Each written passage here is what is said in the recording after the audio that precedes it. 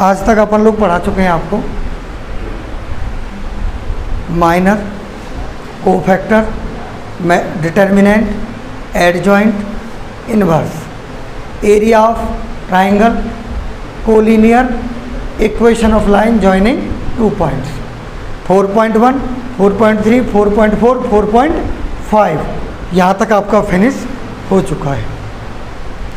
आज आपकी डिटर्मिनेंट की लास्ट एक्सरसाइज है और लास्ट एक्सरसाइज का हर बार 100% हर बोर्ड एग्जाम में एक क्वेश्चन आता है, 100%। थोड़ा सा ध्यान से देखना है आपको। देखिए, system of linear equation, system of linear equation, ठीक। देखिए ऐसे a11x, a12y, a13z equal to b1, a21x, a22y, a23z equal to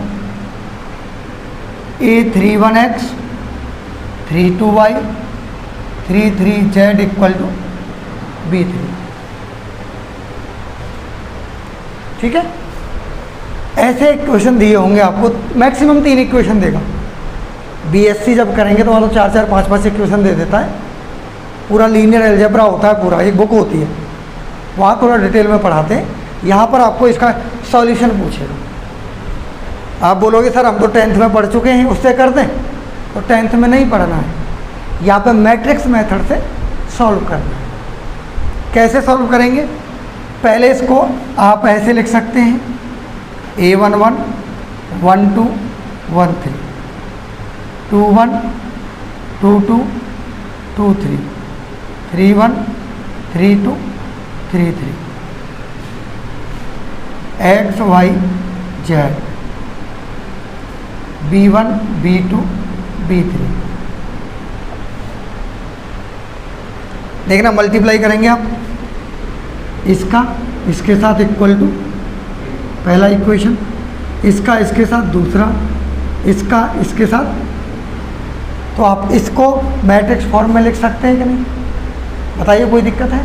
coefficient इसे बोलते हैं, कोफिशिएंट मैट्रिक्स, इसे बोलते हैं अननोन मैट्रिक्स, इसे बोल सकते हैं आप कांस्टेंट मैट्रिक्स। मीन्स आप इसे ax इक्वल टू बी की फॉर्म में लिख सकते हैं, लिख सकते हैं कि नहीं? बताओ, कोई दिक्कत है? बोला ये a, ये x और ये b, तो ये a हो जाएगा, ये x और ये b लिख सकते हैं। और आपको फाइंड करना है x equal to a inverse b in if a inverse exist. बोले सर इनवर्स का हमेशा एग्जिस्ट करता है? बोला नहीं, इनवर्स तो ओनली नॉन सिंगुलर मैट्रिक्स का एग्जिस्ट करता है। बोला अगर मैट्रिक्स नॉन सिंगुलर नहीं हुई तो?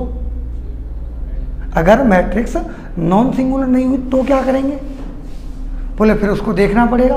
बोला फिर यहाँ पे केस बनेगा फर्स्ट। अभी इसको तो ऐसे रखिए, case first, if determinant of A is not equal to case second, determinant of A equal to 0। अगर determinant of A not equal to 0 है तो इसका मतलब क्या है? A inverse exist. It means system has unique solution, means system is consistent. अगर system के पास सॉल्यूशन है, सिस्टम क्या हो जाएगा? कंसिस्टेंट। कंसिस्टेंट का मतलब क्या होगा? जिसके पास सॉल्यूशन होगा। अब इसके पास यूनिक सॉल्यूशन है, यूनिक मतलब एक सॉल्यूशन है। अच्छा, बोले सर यहाँ तो सॉल्यूशन, जब यूनिक सॉल्यूशन है तो केस क्या हो जाएगा? x equal to A inverse B, means ऐसे x y z, ये कोई मैट्रिक्स मिलेगी और ये b, B1 B2, ये इसका इन्वर्स फाइंड करना आता है, दोनों का मल्टीप्लाई कर देना, कंपेयर कर देना, एक्स वाई जेड की वैल्यू आ जाएगी। यूनिक सॉल्यूशन बड़ा आसान है। बोले सब इसमें क्या होगा, case second, if determinant of A is equal to 0, it means A inverse not, इसमें दो केस बनेंगे भैया, adjoint of A into B, adjoint of A into B equal to 0, not equal to. अगर इक्वल टू 0 है तो इसका मतलब क्या है, इनफाइनाइट, इट मीन्स कंसिस्टेंट। अगर ये है तो no solution, means inconsistent. 3 case बन गए भैया टोटल यहाँ पे। कौन कौन से sir, unique solution, infinite solution और नो सॉल्यूशन। बोला सर इनफाइनाइट का तो हम, फाइनाइट सॉल्यूशन का तो हम सॉल्यूशन फाइंड नहीं कर सकते, कब तक निकालेंगे हम लोग से सॉल्यूशन, कब तक निकालेंगे हम। इनफाइनाइट तो अपनी औकात से बाहर, नो सॉल्यूशन में सॉल्यूशन निकलेगा नहीं। तो कौन सा केस बना, एक केस बना, कौन सा, यूनिक सॉल्यूशन। और यूनिक सॉल्यूशन में क्या करना होता है, इसका इनवर्स निकालो। इनवर्स निकालना पिछली वीडियो में बता चुका हूँ। इनवर्स निकालो, इसके साथ क्या कर दो, मल्टीप्लाई। मैट्रिक्स का मल्टीप्लाई तुम्हें आता है, आता है कि नहीं आता। मल्टीप्लाई का इसका मैट्रिक्स के इनवर्स का इसके साथ मल्टीप्लाई करें, आ जाएगा। ठीक है, कोई दिक्कत है आता, सीधा मल्टी। अब आपको सिर्फ और सिर्फ एक केस में सॉल्यूशन करना है, कौन से में, यूनिक सॉल्यूशन में। अगर वो आपको सॉल्यूशन पूछता है तो पक्की बात है कि वो यही केस देगा। ये केस क्यों दिए, ये सिर्फ कंसिस्टेंसी और नॉन कंसिस्टेंसी चेक करने के लिए दिया है। बताओ यहाँ तक कोई कष्ट है, बताइए। आपको 4.6 में यही बोलेगा कि या तो पहले 4 क्वेश्चन में तो कह रहा है कंसिस्टेंसी चेक करिए, तो डिटर्मिनेंट ऑफ ए देखिए 0 आ गया, तो फिर तो ये चेक करना पड़ेगा। 0 नहीं है तो होगा ही होगा कंसिस्टेंट, यूनिक सॉल्यूशन होगा, उस केस में सॉल्यूशन निकाल देंगे। बताइए कोई दिक्कत है। एक क्वेश्चन लिखा हुआ है आपकी स्क्रीन पर, 3x - 2y + 3z = 8, 2x + y - z = 1, 4x - 3y + 2z = 4। ये दे रखा है और आपको बोले ये सॉल्व करना है। सॉल्व करना है तो इसका मतलब इसका सॉल्यूशन होगा। अगर कहे कि कंसिस्टेंसी चेक करिए फिर बताइए कि ये सॉल्यूशन है कि नहीं है, सारी चीज़ें चेक कर लेते हैं। इधर देखिए सॉल्यूशन क्या लिखोगे आप, 3 - 2 3, 2 1 x y 8 1, ठीक है। अब a = क्या है यहाँ पर, 3 - 2 3, 2 1 4 - 3, और x = क्या है, x y और z, और b = 8 1, यही है। सबसे पहले डिटर्मिनेंट ऑफ ए फाइंड करना है। इधर देखिए मैम, डिटर्मिनेंट ऑफ ए ध्यान से देख लीजिए, कैलकुलेशन मिस्टेक नहीं होनी चाहिए। आपको लग रहा है तुरंत बोलिए, बोलने की मना नहीं है, गलत नहीं होना चाहिए। कैलकुलेशन आप भी देख सकते हैं। 3 ये ख़त्म, ये 2 - 3, 2 माइनस माइनस और तीसरा माइनस, फिर +2 ये ख़त्म, ये 4 + 4 3 ये ख़त्म, ये -6 ये हो गया -3 प्लस और ये -10, ठीक है। क्या बचेगा यहाँ से, 33 में से 16 गए -70, ठीक है। यही आया ma'am, is not equal to. इसका मतलब क्या हुआ, determinant of A is not equal to, it means A inverse exist, it means it has unique solution, system is consistent. Consistency check हो गई, मतलब सिस्टम के पास यूनिक सॉल्यूशन है। यूनिक सॉल्यूशन है तो इसका मतलब क्या है, सॉल्यूशन में x equal to A inverse B, we find A inverse. A ये रहा आपका, इनवर्स फाइंड करना है तो पहले क्या निकालते हैं, माइनर, फिर क्या निकालते हैं, फिर क्या निकालते हैं, तो पहले कोफैक्टर निकाल दूं मैं, डायरेक्ट कोफैक्टर निकाल सकता हूं कि नहीं हेमंत? देखिए A11, A12, A13, 21, 22, 23, 31, 32, 33। डायरेक्ट क्यों निकाल रहा हूँ, क्योंकि मुझे पता है माइनर के सामने साइन चेंज करना है, तो देखना यहाँ पे माइनस माइनस माइनस, यही तो होंगे बस, बाकी तो सेम रहेगा माइनर की तरह। तो देखिए A11 ये ख़त्म,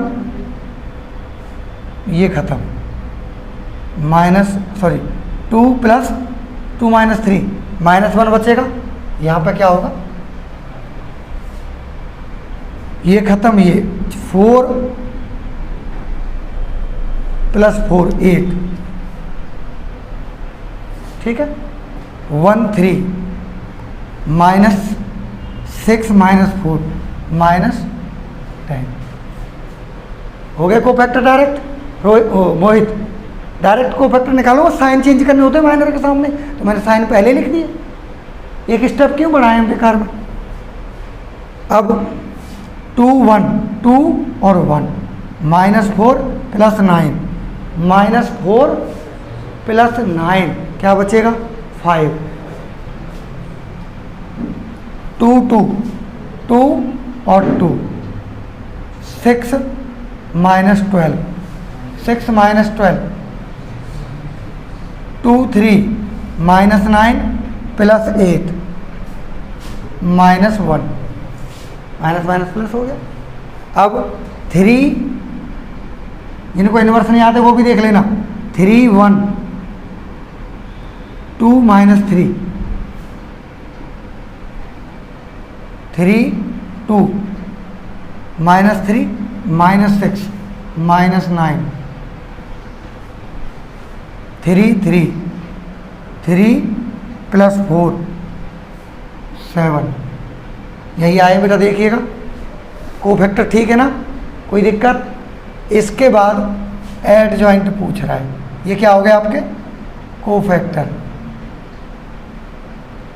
एड जॉइंट ऑफ ए। इनको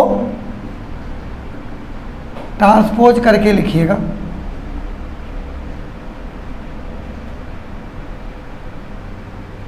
ए इनवर्स क्या होता है,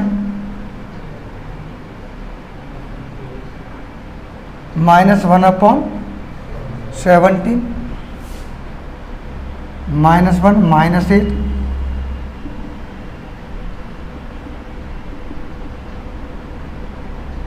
सही है। ये क्या हो जाएगा 1/17 1 8 10 5 6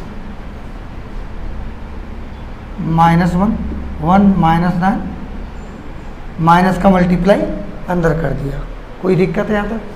अब आपको x फाइंड करना है, find x A inverse b, x मतलब x y z, A inverse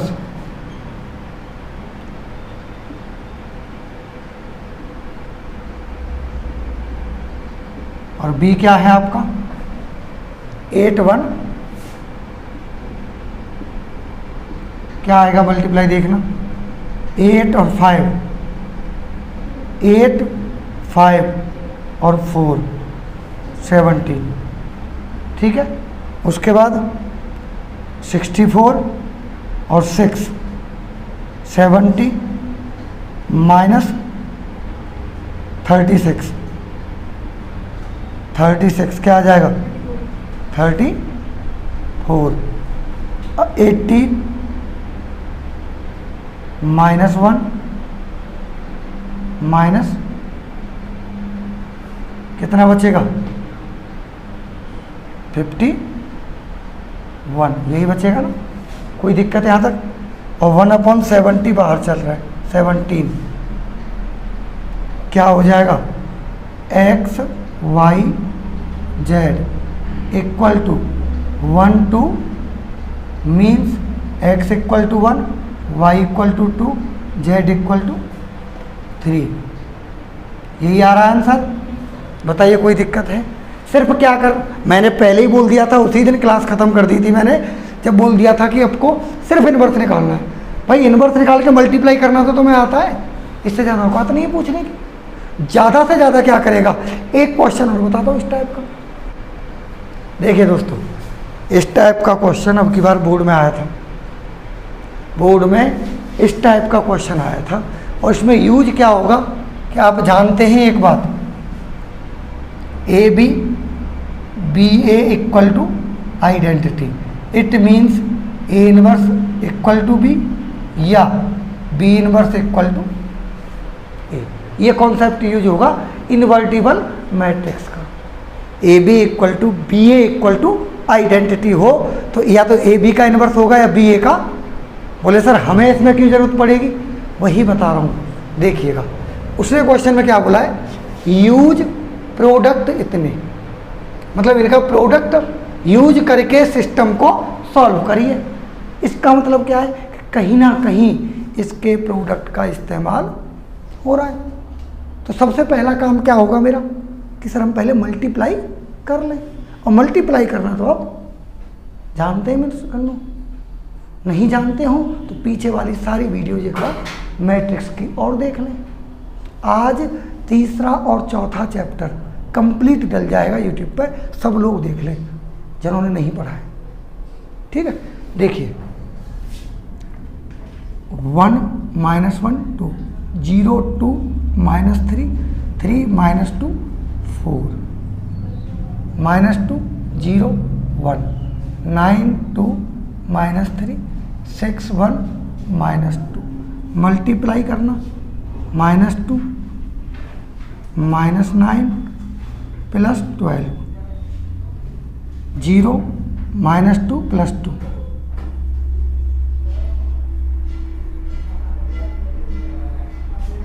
क्या बन गया ये 1 0 0 0 1 0 0 0, मतलब इसका और इसका मल्टीप्लाई करके क्या आ गया आइडेंटिटी। एक नंबर तो तुम्हें यही मिल जाएगा बोर्ड में, स्टेप मार्किंग होती है। इसके बाद आप क्या करोगे, लेट क्या करना है, लेट ऐसे कर लो, ये सी थी और ये डी थी, सी और डी इक्वल टू आइडेंटिटी, इसमें C inverse equal to D या D inverse equal to C. ये बात भाई, इसको सी और इसको डी मान लीजिए, क्या मानना ही तो है, मतलब सी और डी क्यों मानना है, क्योंकि ए और बी ए एक्स बराबर बी में यूज होता है, इसीलिए मान लिया है। अब देखना बेटा, अब ये सिस्टम से बनाएंगे, सिस्टम से क्या करोगे देखना, बनाना मैट्रिक्स 1 - 1 2, 0 2 -3, फिर 3 -2 4, x y z equal to क्या है 1 1 2, यही तो होगा। अब a इक्वल टू क्या दे रखा है आपको, 1 - 1 2, 0 2 -3, 3 -2 4, 1 - 1 2, 0 2 -3, 3 -2 4। इट मीन्स ये तो सर C है कि नहीं है, C है कि नहीं। और आपको क्या निकालना है sir, x equal to A inverse B, it means C inverse equal to B, A equal to C है ना। अब बोले सर सी का इनवर्स या ए का इनवर्स सेम रहेगा, तो मीन्स सी का इनवर्स क्या है, सी का इनवर्स क्या है, और डी कहाँ है, ये रही भाई, ये तो सी मानी आपने और ये माने था आपने डी, तो इट मीन्स एक्स। अब आपको इनवर्स उसने कहा है कि ये इसका प्रोडक्ट का यूज करना है, अब मतलब आपको इनवर्स निकालने की आवश्यकता, अब इनवर्स तो इसे दे दिया ना डायरेक्ट, ये क्वेश्चन आपकी बार बोर्ड में पूछा था, तो आपको पता चल गया सर सी इनवर्स क्या है, बोला डी, डी क्या है, ये रहा -2 0 1 9 2 -3 6 1 -2, बी की वैल्यू 1 1 2 1 1 2। बोले अरे ये तो बड़ा आसान हो गया सर, मल्टीप्लाई करिए, -2 0 2 9, लिख लेते एक बार तरीके से, -2 0 और 2, 9 + 2 -6, 6 + 1 -4, क्या आ जाएगा 0 5 3। It means x equal to 0, y equal to 5, z equal to 3। It's sure. दो ही तरीके से पूछ सकता, औकात नहीं है, ज़्यादा से ज़्यादा क्या करेगा, लैंग्वेज कर देगा, लैंग्वेज से इक्वेशन बनाओ फिर यही सॉल्व करिए। भाई साहब 100%, अगर ना आए बोर्ड में गारंटी, नोट करिए।